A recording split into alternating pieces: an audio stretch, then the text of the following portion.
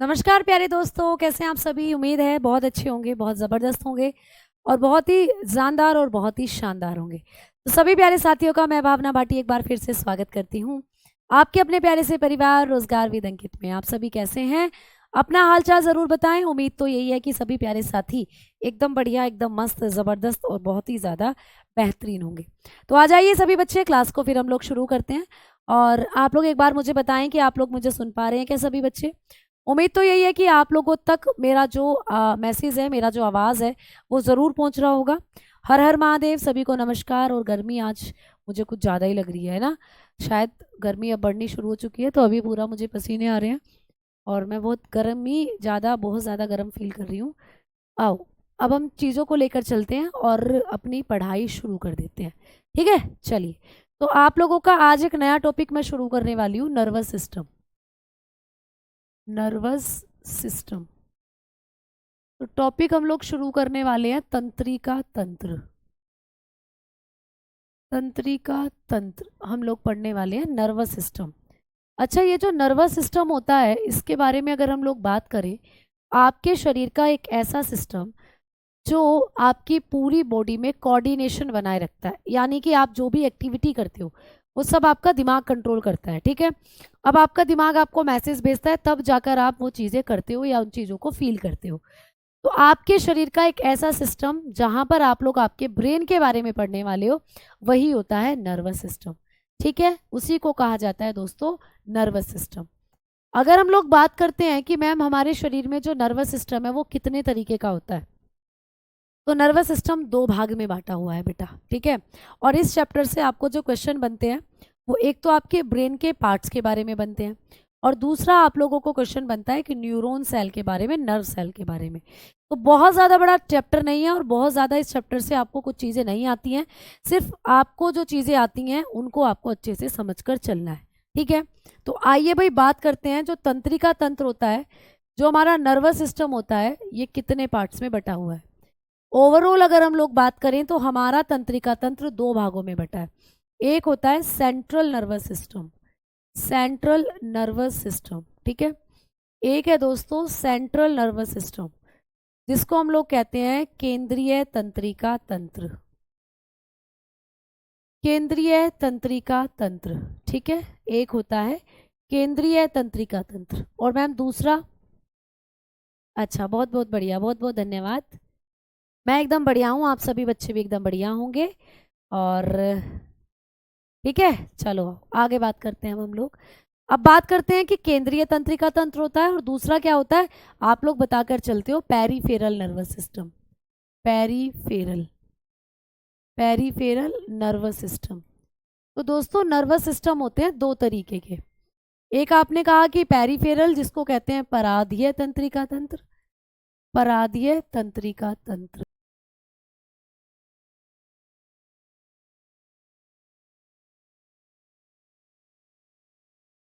का तंत्र, तो दोनों में कौन कौन से अंगों को पढ़ा जाता है, ये आपको पेपर में पूछा जाता है कि सेंट्रल नर्वस सिस्टम में शरीर के कौन कौन से ऑर्गन आते हैं, पेरीफेरल नर्वस सिस्टम में।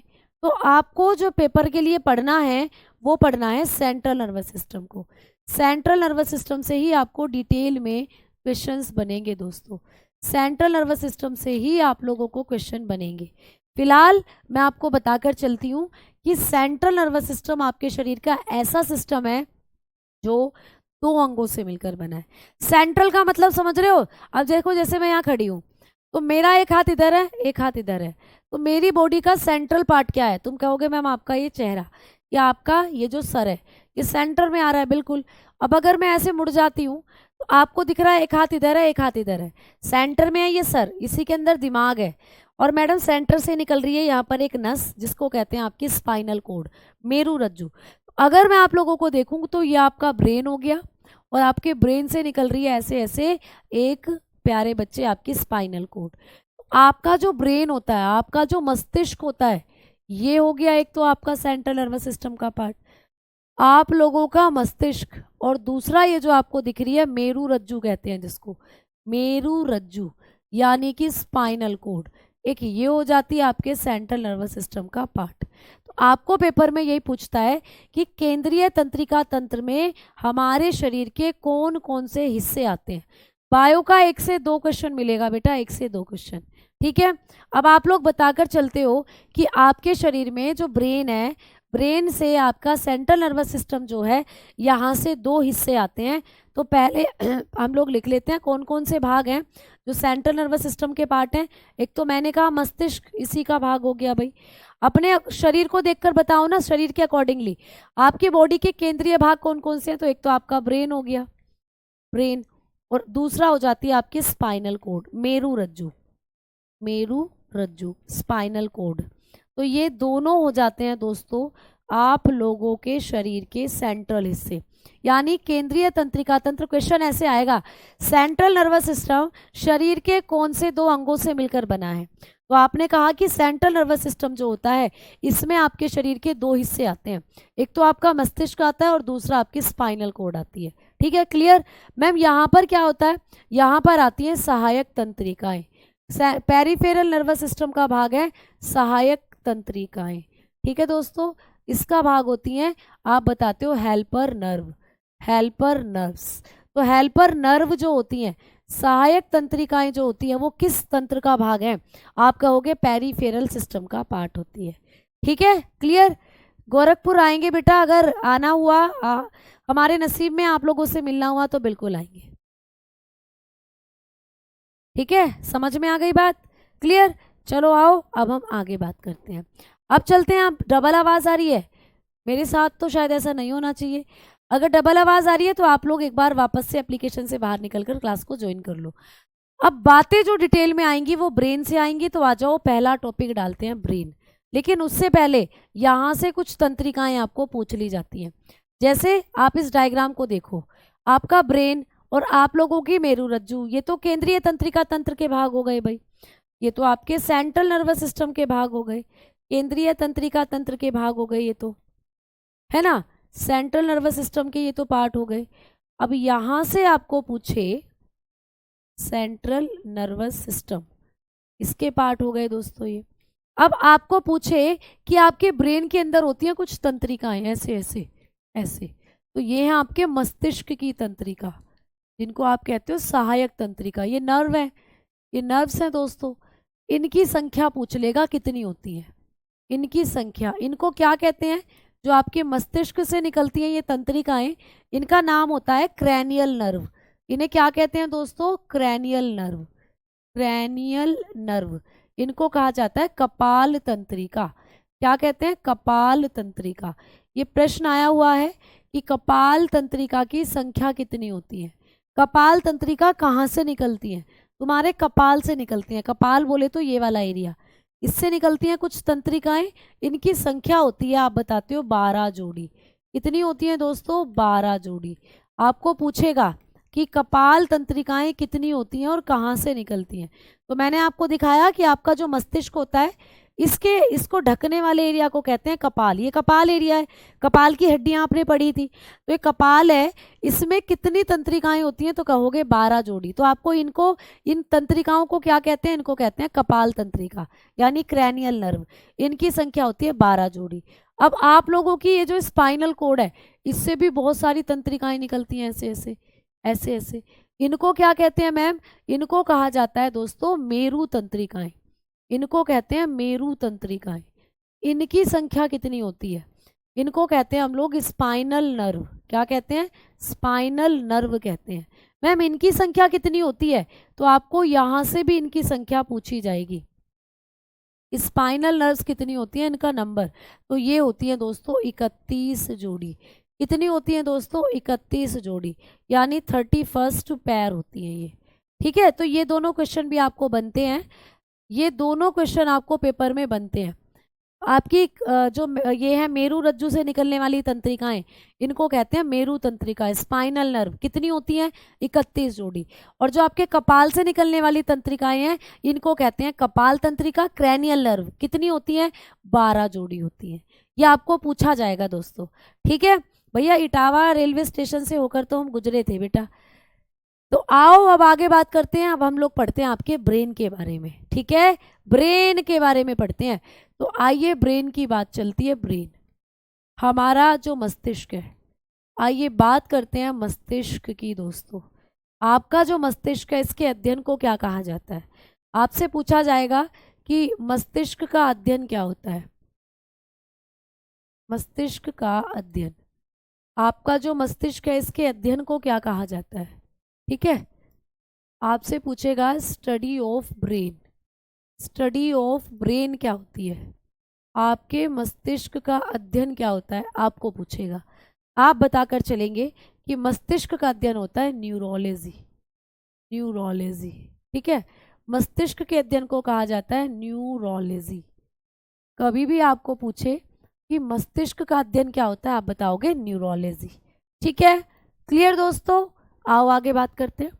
जो आप लोगों का मस्तिष्क होता है मैम, इसका वजन कितना होता है? मस्तिष्क का वेट, मस्तिष्क को आप तोलने लगे तो इसका वजन कितना होता है? तो मस्तिष्क का वजन होता है दोस्तों 1300 से 1400 ग्राम। मस्तिष्क का वजन होता है 1300 से 1400 ग्राम। लड़कियों में थोड़ा कम हो सकता है, लड़कियों के मस्तिष्क का वजन 1200 से 1250 हो सकता है ना, 1200 से 1250 ग्राम हो सकता है। ठीक है, लखनऊ, शायद अगला मीटअप हमारा लखनऊ में ही होने वाला है। तो लेट्स सी क्या होता है बेटा। ठीक है, आएंगे जहां भी आएंगे हल्ला मचा कर आएंगे और खबर सबके कानों में होगी कि भाई यहाँ आ रही है RWA टीम। तो बिल्कुल बेटा, अब किस्मत कहाँ ले जाती है, अब हमारी किस्मत में कहाँ के बच्चों से मिलना है ये अब डिपेंड करता है किस्मत के ऊपर और हमारे फॉलोवर्स के ऊपर।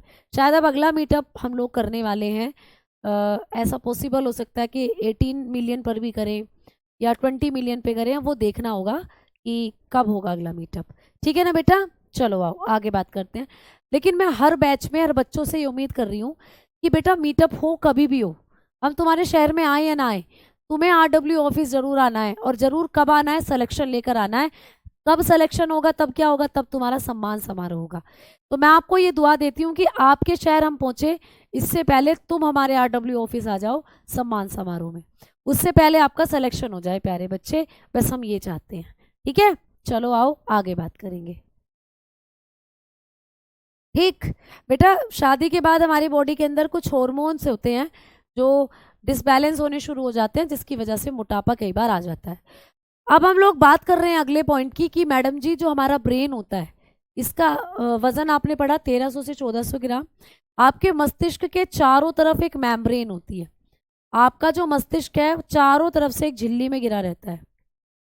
तो आपके मस्तिष्क को चारों तरफ से घेरने वाली झिल्ली को कहते हैं मेनेंजिस झिल्ली। मेनेंजिस, मेनेंजिस झिल्ली। ठीक है, तो आप लोग बताकर चलते हो कि मेनेंजिस, मेनेंजिस मेम्ब्रेन जो होती है ये आपके मस्तिष्क को चारों तरफ से घेरती है। तो एक क्वेश्चन भी पूछ सकता है कि हमारा जो मस्तिष्क होता है वो कौन सी झिल्ली में घिरा रहता है, तो आप लोग बताते हो कि मेनेंजिस।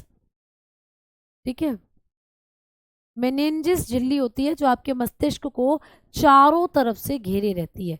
अब मैम ये रही हमारी मेनेंजिस मेम्ब्रेन, इसको अगर आप देखेंगे तो आपके मस्तिष्क को चारों तरफ से घेरने वाली झिल्ली होती है।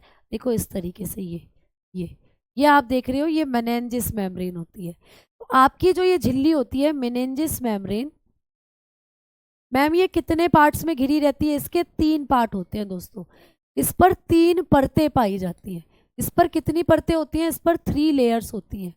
आपकी मेनेंजिस झिल्ली जो है मस्तिष्क को सुरक्षा देने वाली झिल्ली, इसका काम क्या होता है? ये झिल्ली आपके मस्तिष्क को बचाती है, सुरक्षा देती है। जैसे जब हम भागते हैं ऐसे ऐसे करते हैं तो हमारा ब्रेन भी हिलता है दोस्तों, हमारे ब्रेन में डैमेज ना हो, हमारा ब्रेन जो है वो डैमेज ना हो जाए, इस चीज़ से ये झिल्ली हमारे ब्रेन को सुरक्षा देती है। हर झिल्ली का काम सुरक्षा देना होता है बेटा। तो ये झिल्ली भी आपके मस्तिष्क में, जो आपके मस्तिष्क को झिल्ली सुरक्षा देने का काम कर रही है। अब इस झिल्ली की 3 लेयर होती है। इस झिल्ली के ऊपर कितनी परतें होती हैं? 3 परतें। कौन कौन सी होती हैं आप लोग बताते हो? कि सबसे पहली परत होती है ड्यूरा मैटर। ड्यूरा मैटर, आपको पूछ सकता है कि ड्यूरा मैटर कहाँ की परत है, तो आप बताओगे ड्यूरा मैटर जो होती है ये मेनेंजिस झिल्ली की पहली परत है। दूसरी परत का नाम क्या है दोस्तों? दूसरी परत होती है, आप बताते हो यहाँ पर एरेकेनॉइड, एरेकेनॉइड, एरेकोनॉइड, ठीक है, एरेकेनॉइड, ये होती है दूसरी परत, एरेकिनॉइड, ये दूसरी परत होती है। और तीसरी परत जो होती है वो होती है पायामीटर, पायामीटर। तो ये तीन परतें होती हैं दोस्तों आपकी मेनेंजिस झिल्ली की। ये भी पूछ सकता है कि मस्तिष्क को घेरने वाली जो झिल्ली होती है ये कितनी परतों में बटी होती है, इनमें से कौन सी एक परत नहीं है। तो ये तीन परत होती है, याद रखना। चौथा कोई भी ऑप्शन देगा वो मेनेंजिस झिल्ली की परत नहीं है, ये आपको याद रखना है। ठीक है, अब कैसे मैडम जी, देखो ध्यान से। मान लो ये तुम्हारा मस्तिष्क, ये तुम्हारा सर है पूरा। तो तुम्हारा जो सर है इसमें तुम्हें दिख रही है हड्डियां, इन वाली हड्डियों को कहते हैं स्कल, यानी कि कपाल। ये कपाल है आप लोगों के, जैसे कि मैं यहाँ पे बना रही हूँ येलो कलर से, ये आपका कपाल है। देखो ये आपका कपाल है, ये पूरा आपका कपाल है, ये वाला एरिया जो आपको ये हड्डी दिख रही है, ये इन्हीं के अंदर तो है ब्रेन। तो इस वाले प्रोटेक्शन को कहते हैं स्कल, यानी कपाल। कई बार आपको पेपर में क्वेश्चन आता है कि हमारा जो मस्तिष्क है इसके सबसे बाहरी आवरण को क्या कहते हैं, तो कपाल कहते हैं सबसे बाहरी आवरण को। तो आपके मस्तिष्क की सबसे बाहरी आवरण या बाहरी सुरक्षा प्रणाली जो है उसको कहा जाता है स्कल। ये आउटर प्रोटेक्शन है, आउटर कवरिंग है आपके, ये आउटर कवरिंग है आपके मस्तिष्क की, आपके मस्तिष्क का सबसे बाहर का भाग है दोस्तों ये। ठीक है, अब इसके अंदर होती है आप लोगों की एक और झिल्ली, ऐसे ऐसे। फिर होती है दोस्तों एक और लेयर, ऐसे। फिर होती है दोस्तों एक और लेयर, इस तरीके से। तो ये जो मैंने आपको पीले रंग में ये जो मैंने बनाई है ये, और जो ये बनाई है मैंने, और जो ये बनाई है मैंने, ये तीनों की तीनों परतें आप लोगों की मेनेंजिस झिल्ली की हैं। ये तीनों परतें आपके मस्तिष्क की मेनेंजिस झिल्ली की हैं। और फिर आपके मस्तिष्क में भरा रहता है एक लिक्विड, एक लिक्विड भरा रहता है आपके मस्तिष्क में, ऐसे एक तरल। ठीक है, एक तरल भरा रहता है दोस्तों। और तब जाकर आपका जो ब्रेन है इसके अंदर बैठा रहता है। ये आपका ब्रेन, ये है आपका ब्रेन, ये है दोस्तों आप लोगों का ब्रेन, मस्तिष्क। आपका जो मस्तिष्क है वो देखो कितने सारे प्रोटेक्शन में बैठा हुआ है। आपका जो ब्रेन है देखो कितने सारे प्रोटेक्शन में बैठा हुआ है। आपका मस्तिष्क का सबसे बाहर का जो प्रोटेक्शन है आपने देखा उसको क्या कहते हैं, कपाल कहते हैं, यानी कि स्किल कहते हैं। और आपका मस्तिष्क एक झिल्ली में बंद होता है, इस झिल्ली को कहते हैं मेनेंजिस झिल्ली। एक मेम्ब्रेन में बंद होता है, जो पॉइंट आप लिख चुके हो, ये है आपकी मेनेंजिस झिल्ली, जो कि तीन परतों में बटी होती है, ड्यूरा मैटर, एरेकेनॉइड और पाया मैटर। ठीक है, अब आपका मस्तिष्क के अंदर एक लिक्विड भरा रहता है, इस लिक्विड को कहते हैं cerebro spinal fluid, cerebro spinal fluid, इसको कहा जाता है cerebro spinal fluid, cerebro spinal तरल, इसको कहा जाता है सेरिब्रो स्पाइनल तरल। ठीक है, ये तरल आपके कहाँ भरा रहता है, मस्तिष्क में। आपको पूछा जा सकता है कि मस्तिष्क में कौन सा लिक्विड होता है, तो आप लोग कहते हो कि ये होता है सेरिब्रो स्पाइनल फ्लूइड। ठीक है, समझ में आई बात, जैसे कि आप इस डायग्राम को देखेंगे। कहाँ गया भाई, इस डायग्राम को देखो। तो ये हो गया आप लोगों का मस्तिष्क, ये आप लोगों का मस्तिष्क हो गया पूरा। इसके अंदर एक लिक्विड भरा है जिसको कहते हैं सेरिब्रोस्पाइनल फ्लूइड। सेम आपकी जो रीढ़ की हड्डी है इसमें भी भरा हुआ है ये फ्लूइड। तो ये सेरिब्रोस्पाइनल फ्लूइड आपके शरीर में, आपके दिमाग में और आपकी रीढ़ की हड्डी दोनों में भरा रहता है दोस्तों। ठीक है, दोनों में भरा रहता है, बिल्कुल अच्छे से आप इस चीज को समझ गए। मैं पानी पिया हूँ।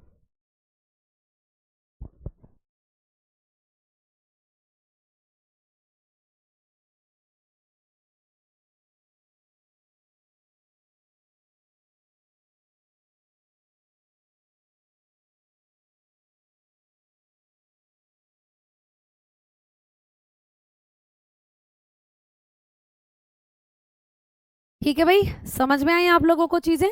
इनको कहा जाता है सेरिब्रो स्पाइनल फ्लूइड, जो आपके दिमाग में भरा हुआ है। ठीक है,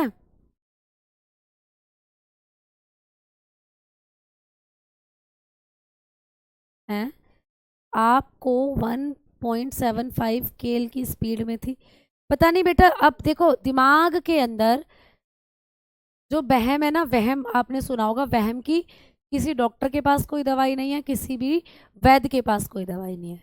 ठीक है। अब कुछ बच्चों में वहम होता है कि क्लास रिकॉर्डेड है, तो बेटा वो आपका वहम है जस्ट, और आपका वहम है तो आपके वहम की कोई दवाई है ही नहीं। ठीक है। हम आपको हर क्लास में आकर बार बार ये नहीं बताएंगे बेटा क्लास लाइव चल रही है, क्लास लाइव चल रही है। इस समय 3:20 हो रहे हैं। आज मंडे है, और मंडे है और तारीख आज कितनी है, 7 तारीख है। 3:20 हो रहे हैं दोपहर के। अब भैया बहुत तगड़ी गर्मी हो रही है और लाइव क्लास चल रही है।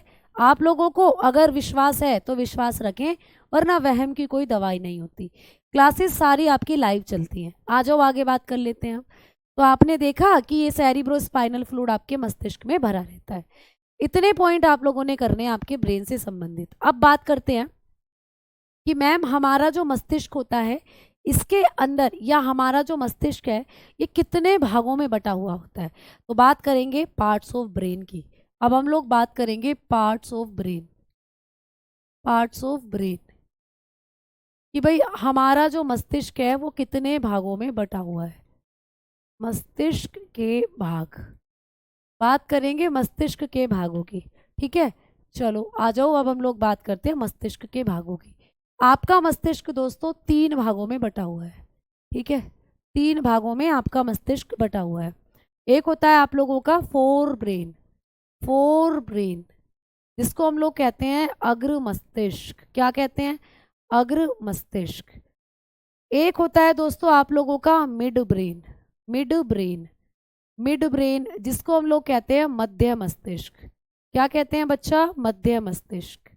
और एक होता है आप लोगों का हाइंड ब्रेन। क्या होता है, हाइंड ब्रेन, जिसको हम लोग क्या कहते हैं, जिसको हम लोग कहते हैं पश्च मस्तिष्क। तो आपका मस्तिष्क बटा हुआ होता है 3 भागों में। अब इन 3 भागों से जो प्रश्न आएगा आपको वो ये आएगा कि इन 3 भागों के भी अलग अलग पार्ट होते हैं। जैसे अगर आप देखें तो आपका ये ब्रेन है दोस्तों, आपका ये ब्रेन है देखो। अब ये ब्रेन आपका 3 हिस्सों में बटा हुआ है। आगे वाला हिस्सा अग्र ब्रेन, बीच वाला हिस्सा मध्य ब्रेन, और सबसे पीछे वाला हिस्सा आपका पश्च मस्तिष्क यानी कि हाइंड ब्रेन। तो मस्तिष्क 3 हिस्सों में बटा हुआ होता है। अब इन 3 हिस्सों के भी पार्ट आपको पेपर में पूछे जाते हैं। जैसे कि अगर हम बात कर कर चले कि मैम अग्र, ये जो अग्र मस्तिष्क है इसके कौन कौन से भाग हैं। अग्र मस्तिष्क का सबसे पहला हिस्सा होता है सेरिब्रम। सेरिब्रम दोस्तों क्या होता है, सेरिब्रम, सेरिब्रम होता है सबसे आगे वाला हिस्सा। अग्र मस्तिष्क का सबसे अगला हिस्सा सेरिब्रम। ठीक है। चलो बात करते हैं आगे। दूसरा, दूसरा हिस्सा होगा दोस्तों थैलेमस। दूसरा हिस्सा हो जाता है थैलेमस। कभी भी पूछे कि थैलेमस जो होता है वो कौन से मस्तिष्क का भाग है, आपने कहा अग्र मस्तिष्क का भाग है थैलेमस। और तीसरा हो जाता है हाइपोथैलेमस, सबसे खतरनाक भाग हाइपोथैलेमस। तीसरा हो जाता है दोस्तों हाइपोथैलेमस। ठीक है, हाइपोथैलेमस, तो सबसे खतरनाक भाग हो जाता है हाइपोथैलेमस। तो ये 3 भाग कौन से मस्तिष्क के हैं पूछ लेगा, ये अग्र मस्तिष्क के हैं। ये तीनों भाग सबसे आगे वाले मस्तिष्क के साथ जुड़े होते हैं, सेरिब्रम, थैलेमस और हाइपोथैलेमस। मैम मध्य मस्तिष्क के 2 भाग होते हैं, एक होता है सेरिब्रल पुंडिकल, सेरिब्रल पुंडिकल। ठीक है, सेरिब्रल पुंडिकल, जिसको हिंदी में भी हम लोग बोलेंगे सेरिब्रल पुंडिकल, पुंडिकल। ठीक है। और मैम दूसरा भाग कौन सा होता है, दूसरा होता है कारपोरा क्वाडीजेमिना, कारपोरा क्वाडीजेमिना, कारपोरा क्वाडीजेमिना। ठीक है, तो आप लोग लिखेंगे कारपोरा क्वाडीजेमिना। तो ये हो जाते हैं आप लोगों के क्या, ये हो जाते हैं आप लोगों के मध्य मस्तिष्क के भाग। तो मध्य मस्तिष्क के भी 2 भाग हैं, सेरिब्रल पुंडिकल और कारपोरा क्वाडीजेमिना। ठीक है भाई, समझ में आई बात। अच्छा जी।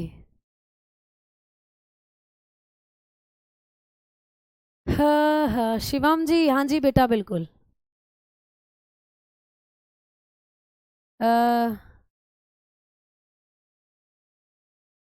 पता नहीं बेटा, कुछ बच्चों को लगता है ना कि जैसे रिकॉर्ड कर दिया क्लास और वो लाइव चल रही है, तो बेटा आप भरोसा रखो, है ना।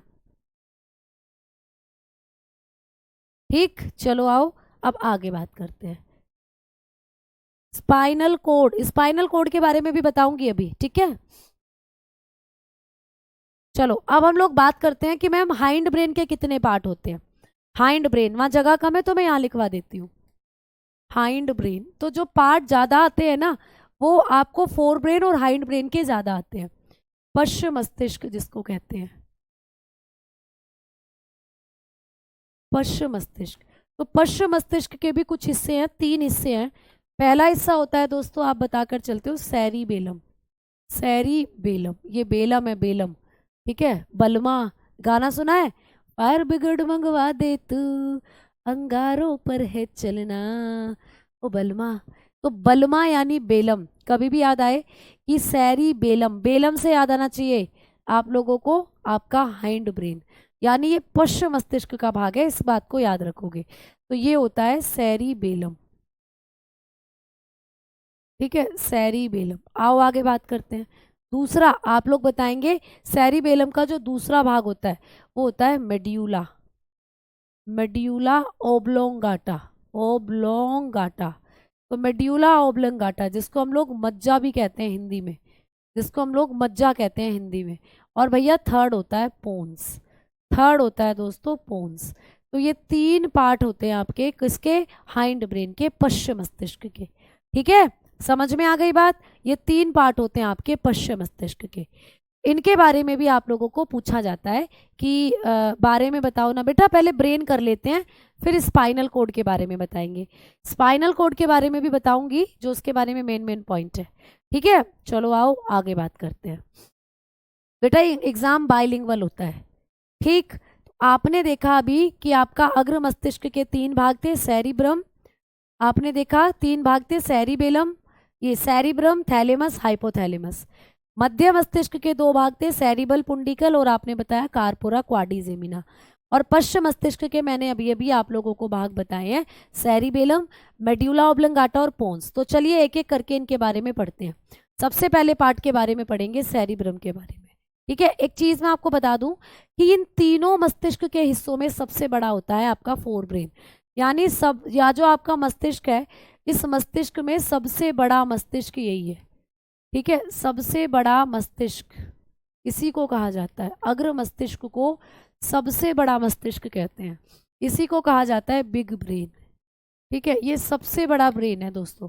मतलब इन तीनों हिस्सों की अगर बात करें, अग्र मस्तिष्क की, मध्य मस्तिष्क की, पश्चिम मस्तिष्क की, तो सबसे बड़ा जो मस्तिष्क का भाग है वो यही है, अग्र मस्तिष्क। और मैम सबसे छोटा जो है, सबसे छोटा होता है आपका मध्य मस्तिष्क। तो ये सबसे छोटा मस्तिष्क है, ठीक है, इसको कहते हैं सबसे छोटा मस्तिष्क। ये स्मॉलेस्ट पार्ट है, स्मॉलेस्ट ब्रेन है दोस्तों, समझ में आई बात, स्मॉलेस्ट ब्रेन है ये, सबसे छोटा भाग होता है फिर ये मध्य मस्तिष्क। आपके मस्तिष्क में सबसे ज्यादा एरिया अग्र मस्तिष्क ने कवर करा हुआ है और सबसे कम मध्य मस्तिष्क का एरिया है। अब अग्र मस्तिष्क की बात चली है तो आइए अग्र मस्तिष्क से रिलेटेड कुछ फैक्ट अब हम पढ़ते हैं। अग्र मस्तिष्क का सबसे पहला भाग होता है सेरिब्रम, सेरिब्रम। दोस्तों ये जो सेरिब्रम है ना, इसका बात, इसके बारे में याद रखना, ये मस्तिष्क का सबसे बड़ा भाग है। अभी आपने जितने भी भाग पढ़े ना, आपने पढ़ा था thalamus, hypothalamus, corpora quadrigemina, cerebral peduncle, cerebellum, pons, medulla, इन सब में सबसे बड़ा भाग जो होता है वो यही होता है, सेरिब्रम। तो मस्तिष्क का सबसे बड़ा भाग है दोस्तों, कैसा भाग है, सबसे बड़ा भाग, ये मस्तिष्क का सबसे बड़ा भाग है, इसी को कहते हैं biggest part of brain, biggest part of brain. तो ब्रेन का बिगेस्ट पार्ट यही होता है, सेरिब्रम। मैम ये क्या करता है दोस्तों, ये आपकी आईक्यू डिसाइड करता है, इसी से आपकी बुद्धि चयनित होती है, ठीक है। तो ये क्या करता है दोस्तों, इसका काम आपको पूछे तो बताओगे यह बुद्धिमत्ता का केंद्र है, यह बुद्धिमत्ता, बुद्धिमत्ता का केंद्र है। तो यहीं से आपकी बुद्धि जो है वो डिसाइड होती है। जिन बंदों का सेरिब्रम जितना ज्यादा विकसित है वो उतने बुद्धिमान होते हैं। जैसे आइंस्टीन है ना, आइंस्टीन को सबसे ज्यादा बुद्धिमान व्यक्ति माना गया अब तक का। उनका दिमाग सबसे ज्यादा विकसित था और उनके दिमाग का सेरिब्रम पार्ट सबसे ज्यादा विकसित था। तो यह बुद्धिमत्ता का केंद्र है। तो लिखेंगे it is centre of IQ. IQ तो आप जानते हो, आईक्यू इंटेलिजेंस क्वेश्चंस या आपकी जो इंटेलिजेंस है, आईक्यू है, बुद्धि है, उसका सेंटर यही होता है दोस्तों। ठीक है, इसके बारे में इतना याद रखना। आ जाओ, दूसरा पार्ट है थैलेमस। आपके मस्तिष्क का दूसरा भाग है थैलेमस। अब हम बात करते हैं थैलेमस के बारे में। ठीक है, जैसे तुमने कई बार देखा है ना कि कुछ लड़कियां हैं सिलाई कढ़ाई मेहंदी में, सिलाई कढ़ाई करने में, बुनाई करने में, और कुछ बंदे तुमने देखे हैं बोलने में बहुत एक्सपर्ट होते हैं। तो ये सब डिसाइड करता है ये सेरिब्रम ही। तो सेरिब्रम ही आप लोगों के शरीर का, आपके ब्रेन का सबसे ज़्यादा विकसित पार्ट है और यही सबसे बड़ा भाग है और इसी में आपकी बुद्धि होती है, आईक्यू होता है बेटा। छोटा दिमाग तो आप लोग सेरिबेलम को बताएंगे, जब मैं अभी सेरिबेलम पढ़ाऊंगी वहां बताऊंगी लिटिल ब्रेन, सेरिबेलम, ये सेरिब्रम है। ठीक है, दोनों में डिफरेंस करके करना है आपको चीजें याद। अच्छा, थैलेमस क्या करता है, तो ये क्या करता है, ठंडे और गर्म की पहचान, ठंडा व गर्म की पहचान कराता है आप लोगों को। ठीक है, तो ये ठंडे और गर्म की पहचान कराता है। तो ये क्या कराता है, ये आप लोगों को कराता है फीलिंग ऑफ हॉट, पहले कोल्ड लिख लेते हैं, कोल्ड एंड हॉट। तो आपको ठंडे और गर्म की जो पहचान कराता है वो यही कराता है दोस्तों, कौन, थैलेमस। कैसे, देखो, जब आप लोगों को कभी भी पूछे, है ना, जब आप लोगों को कभी भी पूछे कि जैसे आप चाय पी रहे हो या आप कॉफ़ी पी रहे हो, तो चाय और कॉफ़ी आपको क्या लगती है, ठंडी लग रही है ना, ठंडी लग रही है। आपको जो आइसक्रीम है वो ठंडी लग रही है। तो कौन सा दिमाग का, मस्तिष्क का पार्ट है जो आपको फील करा रहा है, थैलेमस। चाय आपने पी, कॉफी आपने पी, आपको गर्म लग रही है, कौन से दिमाग के हिस्से से पता चल रहा है कि गर्म है, तो थैलेमस। ठीक है, तो ये आपको ठंडे और गर्म की पहचान कराता है।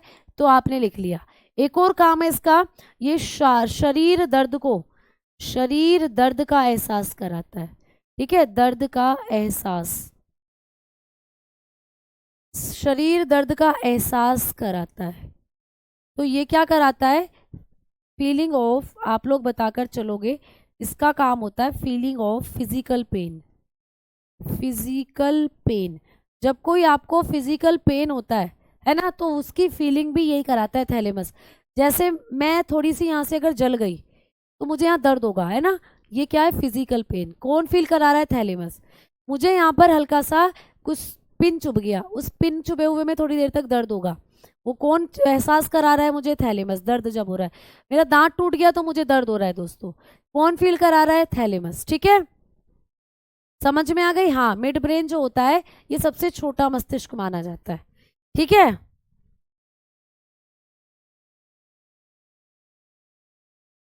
ये क्या लिख रहा है एक बच्चा कि जन्ना उड़ाए दिए, शिवम जी मैं समझ नहीं पा रही बेटा। है ना, आ जाओ आगे बात करते हैं। ठीक, हाँ जी बेटा, साइंस के लिए बिल्कुल कर सकते हो।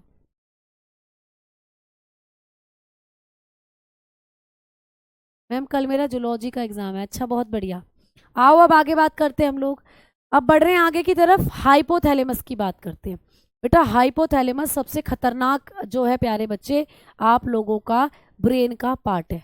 ठीक है, आओ आगे बात करते हैं हाइपोथैलेमस की। हाइपोथैलेमस तीसरा भाग, हाइपोथैलेमस आपके मस्तिष्क का सबसे खतरनाक भाग, हाइपोथैलेमस। ठीक है, हाइपोथैलेमस, ये जो हाइपोथैलेमस है ये है पूरा का पूरा आपके दिमाग में सबसे चालाक चीज। ये क्या करता है, इसके कई नाम है दोस्तों, इस हाइपोथैलेमस को कई नाम से जाना जाता है। इसे कहा जाता है आपकी बॉडी का तापमापी, तापमापी, थर्मामीटर ऑफ बॉडी। आपको पूछ लेगा कि थर्मोमीटर किसको कहा जाता है, थर्मोमीटर ऑफ बॉडी, यानी कि शरीर का तापमापी है दोस्तों, ये तापमापी कहा जाता है इसको। ठीक है, अब आपको पूछ ले एक नाम तो ये हो गया।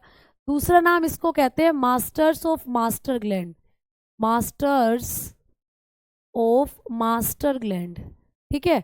इसी को कहते हैं मास्टर्स ऑफ मास्टर ग्रंथि, यानी ये मास्टर की भी मास्टर है। आप पढ़ चुके हो मास्टर ग्रंथि कहते हैं पिट्यूटरी को, पीयूष ग्रंथि को, क्योंकि वो शरीर की सारी ग्रंथियों पर कंट्रोल करती है। लेकिन पिट्यूटरी पर भी कौन कंट्रोल करता है? ये हाइपोथैलेमस।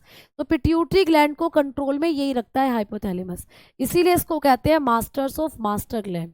इसका नाम है दोस्तों मास्टर्स ऑफ मास्टर ग्लैंड। तो आपको ये भी पूछ सकता है कि मास्टर्स ऑफ मास्टर ग्लैंड किसको कहते हैं? मस्तिष्क के किस भाग को मास्टर्स ऑफ मास्टर ग्लैंड कहते हैं? तो आप कहोगे हाइपोथैलेमस।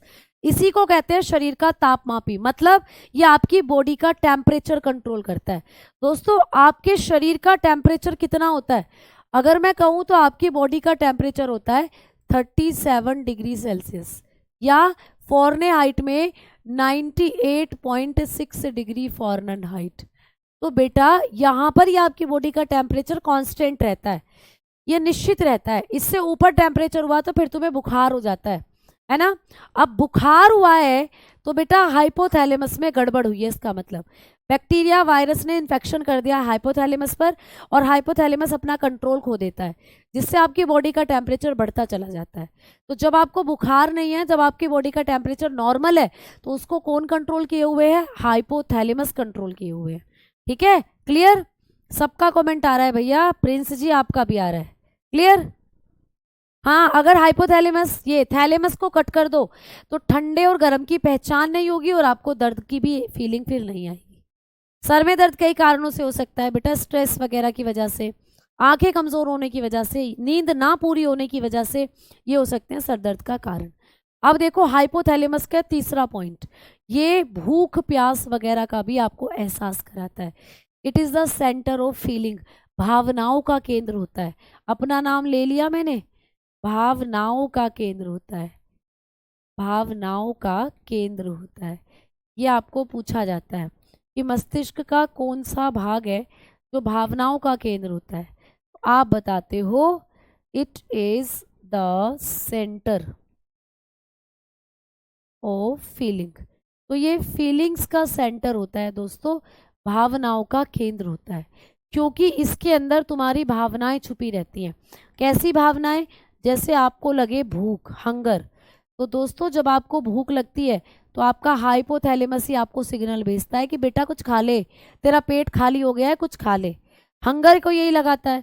प्यास, जैसे अभी मुझे बड़ी तकड़ी प्यास लग रही थी, है ना, मुझे बड़ी तकड़ी थर्स्ट लगी हुई थी, तो मेरा हाइपोथैलेमस बार बार कह रहा था भावना मैडम जी पहले पानी पियाओ वरना गिर जाओगे नीचे चक्कर खाकर, भावना मैडम जी पहले पानी पियाओ, ठीक है।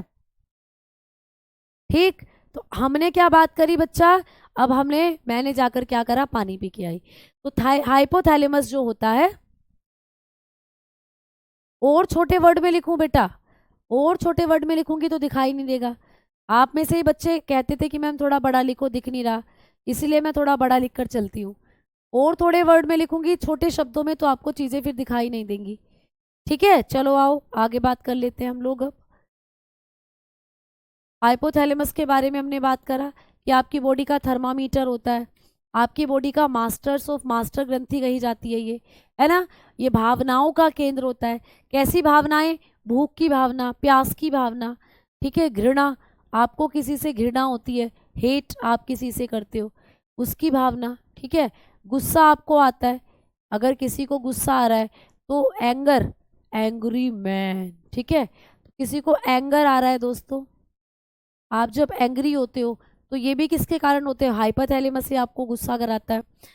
आपके अंदर किसी के लिए प्यार भरा हुआ है, लव, ठीक है, प्यार वाली फीलिंग भी इसी के अंदर आती है दोस्तों। और आप लोग बताते हो आई हेट यू, हेट मतलब नफरत, ठीक है। हेट किसी से घृणा करना या किसी से नफरत करना भी हो सकता है। तो आप लोग बताओगे ये सारी की सारी फीलिंग आपके हाइपोथैलेमस में रहती है। तो बहुत बार कहते हो कि हमें तो मेरा दिल तुम्हारे पास है, तुम्हारा दिल हमारे पास है। तो भैया दिल विल से कुछ नहीं करना, है ना, हाइपोथैलेमस पर गाने बनने चाहिए। मेरा हाइपोथैलेमस तुम्हारे पास है, तुम्हारा हाइपोथैलेमस मेरे पास है। सारा खेल ही हाइपोथैलेमस का है, दिल कुछ नहीं कर रहा। तो दिल तो बदनाम है बॉलीवुड में, अब नए गाने बनाओ हाइपोथैलेमस पर, यो यो हाइपोथैलेमस चू चू चू। तो बेटा आप लोग बताओगे कि आपका हाइपोथैलेमस ही सारी क्रियाएं कराता है आपसे। अगर आपका कुछ भी खाने का मन है, आज समोसे खाने हैं, जब तक रहेगा समोसे में आलू, तेरा रहूंगा ओ मेरी शालू। शालू मेरी बहन का नाम है, कोई अपने ऊपर ना लेना, मेरी भी एक बहन है, मेरी बड़ी बहन, उनका नाम है शालू, तो हम अक्सर उन्हें चिढ़ाते हैं इस गाने को गाकर। समोसा जब भी याद आए तो वो गाना जरूर याद आता है। तो दोस्तों जब आप समोसे खाएं, आप कचौड़ी, आप पूड़ी, आप बर्फी, मिठाई, कुछ भी खाएं, जब भी आपके कुछ खाने की इच्छा होती है तो वो इसी की इच्छा होती है, हाइपोथैलेमस की। तो ये हाइपोथैलेमस सबसे आपकी बॉडी का खतरनाक भाग है, सब कुछ यही कराता है दोस्तों। ठीक है, ठीक है ना, समझ में आई ना बात? चलो भैया आओ, प्रतिभा जी बहुत बहुत शुक्रिया। अब चलते हैं आगे की तरफ और आगे बात करेंगे। ठीक है, अब हम चल रहे हैं कि मैम हाइपोथैलेमस भी हो गया हम लोगों का, यानी अग्र मस्तिष्क के मैंने आपको तीनों पार्ट करा दिए। अब बात कर रहे हैं आपके मध्य मस्तिष्क की। अब मध्य मस्तिष्क के बारे में जब बात करेंगे हम लोग, ठीक है, अब हम जब किसकी बात करेंगे दोस्तों, अब हम बात करेंगे मध्य मस्तिष्क की, मिड ब्रेन। मिड ब्रेन से क्वेश्चन बहुत कम आते हैं बच्चा, लेकिन फिर भी मैंने आपको बताना है। मध्य मस्तिष्क जिसको हम लोग कहते हैं, मध्य मस्तिष्क, ये जो मध्य मस्तिष्क होता है, इसके बारे में अगर हम लोग बात करके चलें तो मध्य मस्तिष्क के बारे में बात करेंगे। इसके भी आप लोगों के कितने पार्ट होते हैं? 2 पार्ट होते हैं, है ना? हाँ जी, कौन कौन से वो होते हैं तो आप लोग बताओगे। यहाँ पर मध्य मस्तिष्क का पहला भाग होता है सेरिब्रल पुंडिकल। सेरिब्रल पुंडिकल, मैम ये क्या करता है सेरिब्रल पुंडिकल? सेरिब्रल पुंडिकल, तो ये जो सेरिब्रल पुंडिकल है, इसके बारे में अगर हम लोग बात करते हैं, और मैम दूसरा पार्ट कौन सा होता है? दूसरा होता है corpora quadrigemina. Corpora quadrigemina, quadrigemina. तो ये जो 2 पार्ट हैं, ठीक है, क्वाड्रिजेमिना। तो आप लोग बताकर चलते हो कि कार्पोरा क्वाड्रिजेमिना और सेरिब्रल पुंडिकल, ये आप लोगों के ऐसे पार्ट होते हैं जो कि आपके बोलने और दोस्तों सुनने की, जो आप लोगों की देखने और सुनने की क्षमता है उसको कंट्रोल करते हैं। इन दोनों का काम होता है देखना तथा सुनना। ठीक है, अब आप लोग क्या करते हो, जैसे अभी मैं आप लोगों को चीज़ें यहाँ बोर्ड पर लिख रही हूँ, तो आप लोग उनको वॉचिंग कर रहे हो, एंड जब मैं आप लोगों को चीज़ें बता रही हूँ आप लोग उनकी हेयरिंग कर रहे हो, उनको सुन रहे हो। तो दोस्तों आपके दिमाग का कौन सा पार्ट इस वक्त एक्टिव है? आप कहोगे दोनों पार्ट एक्टिव हैं, मतलब आपका मिड ब्रेन अब एक्टिव है। आप मेरी बातों को सुन रहे हो और मेरी जो यहाँ पे चीज़ें मैं लिखवा रही हूँ इनको देख रहे हो। तो देखना और सुनना मस्तिष्क के कौन से अंगों के द्वारा, कौन से भागों के द्वारा कंट्रोल होता है? सेरिब्रल पुंडिकल और कार्पोरा क्वाड्रिजेमिना। अब क्योंकि ये दोनों मध्य मस्तिष्क के भाग हैं, तो ये आपके अग्र मस्तिष्क को पश्चिम मस्तिष्क से जोड़ने का भी काम करते हैं।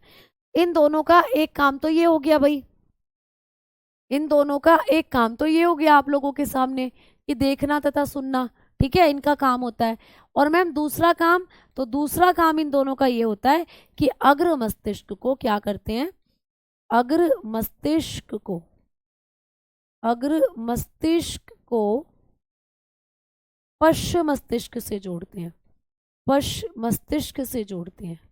ठीक है, यानी अग्र मस्तिष्क को पिछले वाले मस्तिष्क से जोड़ते हैं, मस्तिष्क से जोड़ना इनका काम होता है, अग्र मस्तिष्क को पश्चिम मस्तिष्क से जोड़ना। तो ये क्या करते हैं? Joint forebrain, forebrain to hindbrain. तो ये क्या करते हैं? हाइंड ब्रेन के साथ जोड़ते हैं, अग्र मस्तिष्क को पश्चिम मस्तिष्क के साथ जोड़ने का इनका काम होता है। ठीक है ना दोस्तों, समझ में आ गई आपको बातें? अब चले भाई आगे, चलो चलो भैया अब आगे की तरफ बढ़ लेते हैं। अब आपका मध्य मस्तिष्क भी खत्म, अब बात करेंगे हम लोग किसकी? Now we will discuss about hindbrain. अब बात करेंगे आपके पश्च मस्तिष्क की। पश्च मस्तिष्क, ठीक है। कल से मैं आप लोगों की बॉटनी शुरू कर रही हूँ मेरे दोस्तों। पहले मैं आपकी बॉटनी कराऊंगी, उसके बाद मैं आपके जो बचे हुए टॉपिक हैं वो कराऊंगी, ठीक है। हाइंड ब्रेन, या ऐसा कर लेते हैं कि मैं कल से आपका डिजीज वाला चैप्टर शुरू करना चाहती थी, डिजीज, रोग वाला चैप्टर। एक बार रोग कर लेते हैं, उसके बाद मैं आपको बॉटनी, बॉटनी तो मैं आपको सोच रही हूँ इस सैटरडे में करा दूं कंप्लीट, है ना। तो इस सैटरडे मैं आपको क्विज नहीं देने वाली हूँ, हो सकता है, पर इस सैटरडे तो पॉसिबल नहीं है। चलो मैं आपको आने दो सैटरडे, थोड़ा सा शेड्यूल एक दो दिन पहले बताती हूँ कि क्या होगा, ठीक है। मैं सोच रही हूँ इस टॉपिक के बाद आपको डिजीज़ खत्म कराऊं, जो कि आप लोगों के लिए इंपॉर्टेंट है और काफ़ी बड़ा टॉपिक है। तो नेक्स्ट टॉपिक हम लोगों का डिजीज़ ही होने वाला है प्यारे बच्चों, ठीक है। आओ हाइंड ब्रेन की हम लोग बात करते हैं। आपका जो पश्चिम मस्तिष्क होता है, इसके भी 3 भाग हैं। सबसे पहला जो भाग होता है वो कौन सा होता है? सेरिबेलम। सेरिबेलम, आपको पूछेगा कि ये सेरिबेलम क्या काम करता है। तो दोस्तों ये जो सेरिबेलम होता है ना, इसका काम होता है आपके शरीर का बैलेंस बनाना। ये आपकी बॉडी का बैलेंस बनाता है दोस्तों। इसी को कहा जाता है लिटिल ब्रेन, इसी को कहते हैं लिटिल ब्रेन। कभी भी आपको पूछे कि छोटा दिमाग किसको कहा जाता है, इसी को कहा जाता है छोटा दिमाग। दिमाग का सबसे छोटा भाग मैंने कौन सा बताया था? Mid brain. मिड ब्रेन सबसे छोटा है, स्मॉलेस्ट ब्रेन है। लेकिन इन सारे पार्ट में जो भी मैंने आपको पार्ट बताए हैं, भाग बताए हैं ब्रेन के, इनमें सेकंड नंबर पर जो सबसे बड़ा है वो यही होता है सेरिबेलम। इसीलिए इसको कह देते हैं छोटा दिमाग। भाई दिमाग का सबसे ज्यादा भाग जो कवर करे हुए है वो तो ये करे हुए है, मैंने कहा था मस्तिष्क का सबसे बड़ा भाग है सेरिब्रम। सेरिब्रम तो सबसे नंबर 1 पे सबसे बड़ा है। दूसरे नंबर पर आता है सेरिबेलम। तो सेरिबेलम सबसे दूसरे नंबर पर ब्रेन का सबसे ज्यादा एरिया कवर करता है, इसीलिए इसको हम लोग कहते हैं छोटा दिमाग, लिटिल ब्रेन, छोटा दिमाग है ये क्या करता है? यह शरीर संतुलन बनाता है। बेटा इंपॉर्टेंट है, मैंने लिख दिया यहाँ PY क्यों। ये क्या करता है? शरीर का संतुलन बनाता है, शरीर का संतुलन बनाता है, ये बैलेंस बनाता है दोस्तों, संतुलन बनाता है, ठीक है। तो ये आपकी बॉडी का बैलेंस बनाता है। तो लिखेंगे it regulate body balance, body balance. तो ये बॉडी बैलेंस को रेगुलेट करता है। भैया जब आप चलते हो, जैसे अभी मैं चल रही हूँ ऐसे, ठीक है, जैसे मैं अभी चल रही हूँ ये, तो मेरी बॉडी का बैलेंस बन रहा है। अब कई बार क्या होता है, हम चलते चलते ऐसे ठोकर लगती है, गिर जाते हैं, बैलेंस बिगड़ता है, गिर जाते हैं। तो दोस्तों जब आप गिरते हो आपका बैलेंस यही बिगाड़ता है, जब आप चल रहे हो तो आपका बैलेंस बनाने का काम यही करता है। तो आपके शरीर का संतुलन बनाता है। कई बार प्रश्न पूछा है मस्तिष्क का कौन सा भाग शरीर का संतुलन बनाता है, तो सेरिबेलम, ठीक है। जो सेरिबेलम होता है दोस्तों, इसके बारे में कोई बात याद रखना, या आपका जब आप अल्कोहल का कंजप्शन करते हो, जब हम शराब पी लेते हैं, देखा है हमारा बैलेंस कैसे बिगड़ता है, ऐसे ऐसे झूलते हैं फिर हम, है ना। तो भैया जब शराब पीते हैं तो शराब इसी को ब्लॉक कर देती है, सेरिबेलम को। सेरिबेलम, शराब चढ़ जाती है सेरिबेलम को। अब सेरिबेलम ब्लॉक हो गया, सेरिबेलम अपना काम ही भूल जाता है। अब काम भूल गया तो इसे ये आपकी बॉडी का बैलेंस भी नहीं कंट्रोल कर पाता। इसीलिए शराब लेने के बाद हम झूमते दिखाई देते हैं, है ना, झूमते दिखाई देते हैं बेटा। तो भैया आपको ये भी पूछेगा कि शराब के सेवन से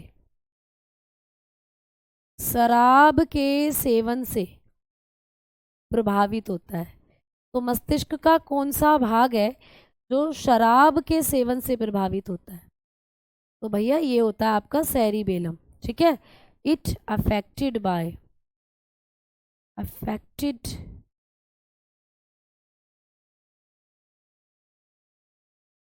बाय अल्कोहल। अल्कोहल के कंजप्शन से कौन सा ऐसा पार्ट है जो इफेक्टिव होगा, आप लोग बताकर चलते हो, सेरिबेलम, ठीक है ना दोस्तों, क्लियर है ना। अब चले आगे, हाँ जी हो गया है प्यारे बच्चे। अब चलते हैं आगे की तरफ। तो इतना आपको सेरिबेलम के बारे में पढ़ना है। अब सेरिबेलम जो है, एक पॉइंट अगर मैं आपको लिखवाऊं, इसी को कहा जाता है ट्री ऑफ लाइफ, इसी को कहते हैं जीवन का वृक्ष। जीवन का वृक्ष है दोस्तों ये। इसके बारे में आप तीसरा पॉइंट लिखना चाहें तो इसको क्या करते हैं, जीवन का वृक्ष कहते हैं, जीवन का वृक्ष कहते हैं।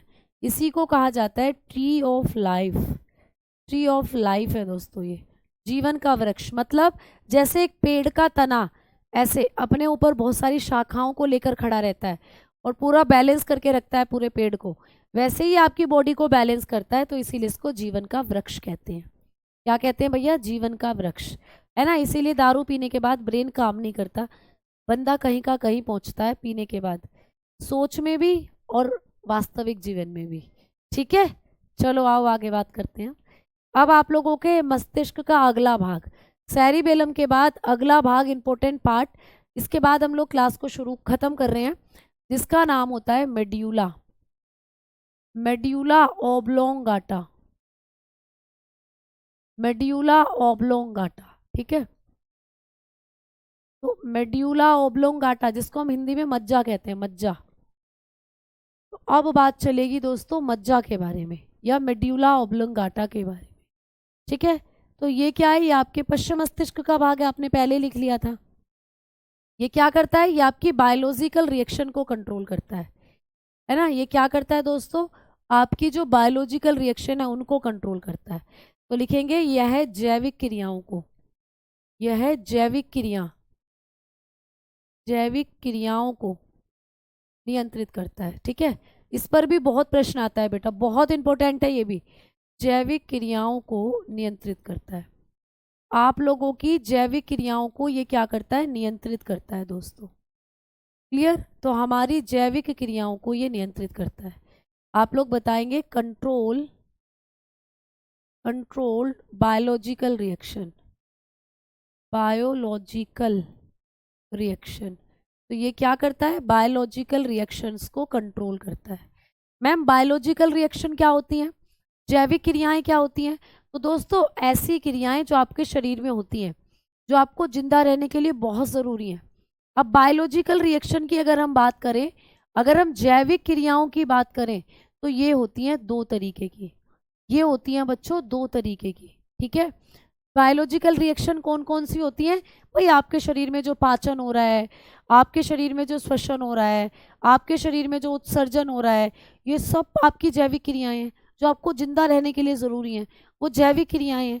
और जैविक क्रियाएं दो तरीके की हैं, एक होती है आवश्यक जैविक क्रिया, आवश्यक जैविक क्रिया, है ना, एक होती है दोस्तों आवश्यक जैविक क्रिया, जिसको हम लोग कहते हैं वाइटल रिएक्शन, वाइटल रिएक्शन।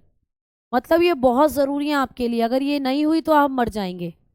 और दूसरी कौन सी होती है, सहायक जैविक क्रियाएं, दूसरी है सहायक, मतलब ये सहायक हैं, ये इतनी जरूरी नहीं है, ये सहायक जैविक क्रियाएं हैं, सहायक जैविक क्रियाएं। तो दोस्तों ये एसेसरी होती हैं, एसेसरी हैं, ये एसेसरी रिएक्शन है, ये सहायक होती हैं दोस्तों। इनको करो तो भला, ना करो तो भला, कोई दिक्कत ही नहीं है। तो इनके बारे में मैं आपको पढ़ाऊंगी अब कल की क्लास में। ठीक है, जैविक क्रियाएं या जैविक क्रियाएं, इनके बारे में पढ़ेंगे कल। वैसे अभी थोड़ा सा टाइम है, आज ही बता देती हूँ, लो फटाफट से सुन लो, फिर कल हम लोग बात कर लेंगे स्पाइनल कोड और नर्व सेल की। तो देखो आवश्यक क्रियाएं वो हैं जैसे आपके शरीर में पाचन होता है, पाचन करते हो ना आप लोग, डाइजेशन, बस इसको बताने के बाद स्टॉप करूंगी। डाइजेशन करते हो आप लोग, श्वसन करते हो, श्वसन रेस्पिरेशन।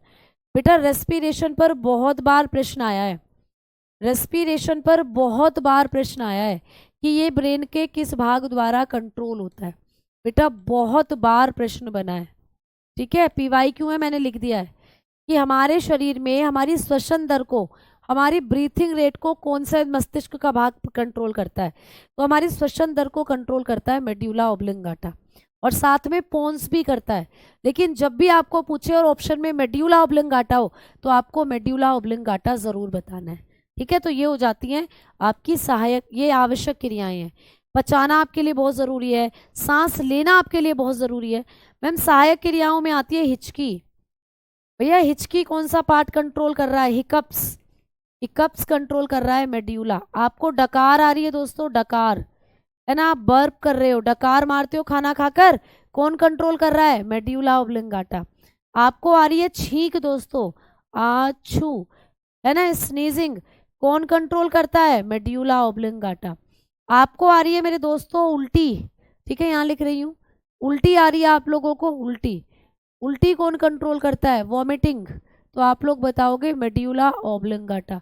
आपको आ रही है उबासी, मुंह फाड़ते हो ना जब नींद आती है, योइंग, तो आप लोग जब योइंग कर रहे हो आपको उबासी आ रही है तो कौन कंट्रोल कर रहा है, मेड्यूला ऑब्लिंगाटा। तो दोस्तों हिचकी हो गई, डकार हो गई, छींक हो गई, उबासी हो गई, उल्टी हो गई, इनमें से कोई भी आपको पूछे तो बताना मेड्यूला ऑब्लिंगाटा इनको कंट्रोल करता है, इन सबको कंट्रोल करता है मेड्यूला ऑब्लिंगाटा। ठीक है, ठीक है।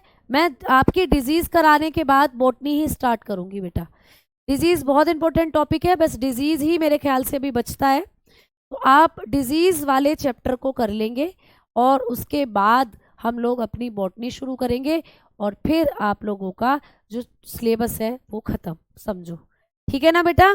तो यहाँ पर आप लोगों को कल की क्लास में मैं डिजीज शुरू कराऊंगी, थोड़ा सा इनके बारे में भी बताऊंगी, ठीक है, समझ में आ गई, क्लियर बेटा, सारी चीजें सही हैं।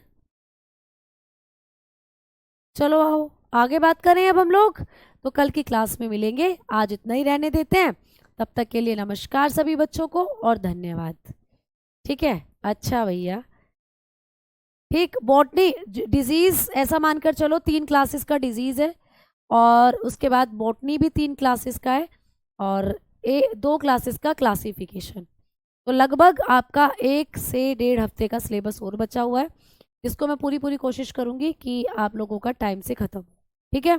तो मिलते हैं अगली क्लास में, तब तक के लिए नमस्कार, जय हिंद, जय भारत।